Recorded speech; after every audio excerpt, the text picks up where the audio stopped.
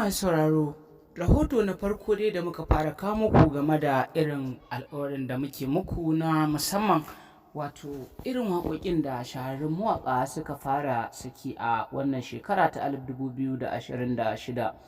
To wannan saƙo ne na musamman game da shahararren mawaƙi wato Auta MG Boy. Auta MG Boy a cikin waƙarsa nan wacce ya wallafa mai taken suna An Baki Ni.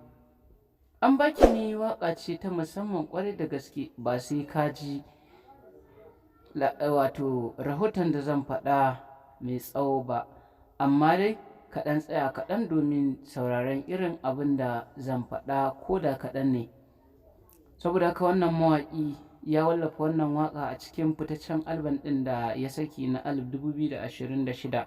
Tana ɗaya daga cikin jerin waƙoƙin da suka sha bamban da sauran waƙoƙin da shahararren mawaƙi wato Auta MG Boy ya saki a cikin wannan album na musamman.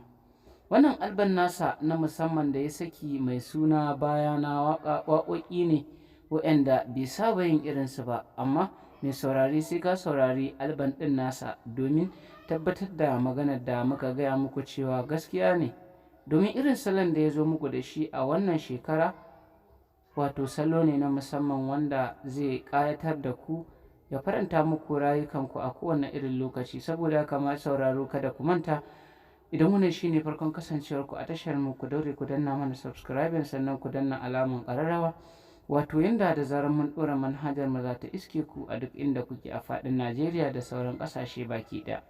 Kada ku manta mai sauraro, album ɗin da Auta MG Boy ya saki na wannan shekara yana nan yana yawo, waƙoƙin suna nan. Wannan ɗanɗanon gishiri muka kawo muku domin farin cikin ku masoya Auta MG Boy a kowane irin lokaci. Kada ku manta ku dinga yi mana like a dukkanin bidiyoyinmu domin ƙara mana ƙwarin gwiwa da karsashi wajen kawo muku shirye-shiryenmu akan kai. Sannan ku dinga daurewa kuna yi mana like da sharing domin tabbatar mana cewar ana tare.